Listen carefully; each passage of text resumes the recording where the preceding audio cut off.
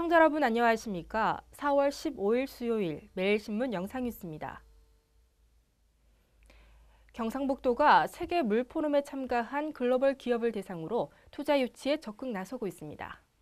김관용 경북도지사는 어제 프랑스 수에즈 환경그룹 장루이 쇼사드 회장 등을 초청해 도내 118개 물 관련 기업과 투자 협력 방안을 논의했습니다.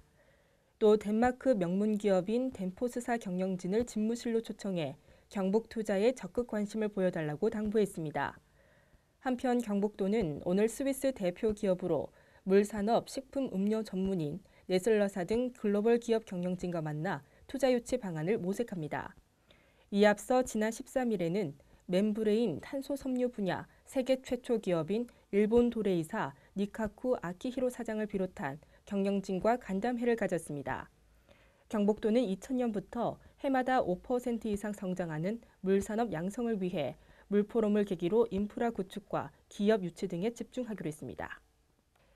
대구 국가 물산업 클러스터가 공공과 민간이 함께 물산업 발전에 협력하는 민간 파트너십의 새 모델로 주목받고 있습니다.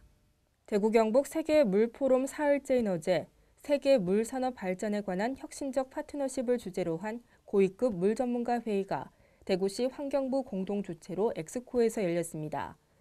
윤성규 환경부 장관은 개회사에서 대구 물산업 클러스터는 민간과 공공이 제시하는 물 위기 해결의 플랫폼이 될 것이라고 말했습니다. 이날 회의에는 미국, 일본, 유럽 등 물산업 선진국의 고위급 전문가들이 기조 연설을 했고 이후 고위급 물 전문가들의 패널 회의가 이어졌습니다. 2017년까지 달성군 구지에 국가산업단지에 조성하는 국가물산업 클러스터는 총 사업비 3,519억 원을 투입해 물산업 연구개발시설과 정수, 합회수, 재이용 실증화 단지 200여 개의 기업 직접단지를 갖추는 것을 목표로 하고 있습니다. 한편 이날 회의에 앞서 대구시와 한국물산업협의회, 미국물위원회, 미국밀워키시는 선도적 민관 파트너십을 통한 물산업 육성을 위한 MOU를 체결했습니다. 새누리당이 서완종 전 경남기업 회장의 3천만 원 전달 의혹과 관련해 이완구 국무총리에 대한 조속한 검찰 수사를 촉구했습니다. 새누리당은 어제 오후 긴급 최고위원 회의를 열고 검찰이 이완구 총리부터 빨리 수사해야 한다는 입장을 밝혔습니다.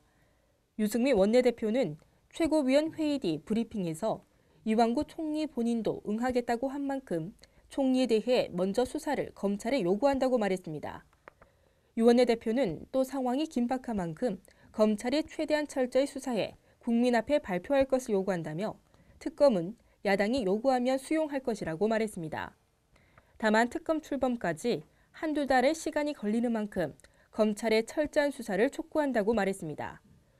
유 원내대표는 그러나 이 총리가 스스로 거취를 표명하라는 야당의 요구에 대해서는 입장을 정리하지 못했으며 총리 직무정지 부분도 법적으로 불가한 만큼 결론이 나지 않았다고 밝혔습니다.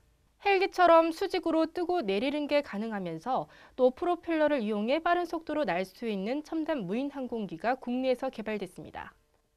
무인 항공기가 헬기처럼 수직으로 뜨고 내려앉고 비행할 때 프로펠러를 앞으로 돌려 최대 시속 500km로 날 수 있습니다. 세계에서 두 번째로 틸트로터 기술이 적용된 이 무인 항공기는 항공우주연구원이 970억 원을 들여 개발했습니다. 틸트로터 무인 항공기로는 세계에서 가장 빠르다고 항우연은 밝혔습니다. 지상 관제탑에서 조종하며 감시와 정찰 임무를 수행할 수 있어서 중국 어선의 불법 조업 감시나 사고 선박 탐색에 투입하기 위해 준비 작업이 이뤄지고 있습니다.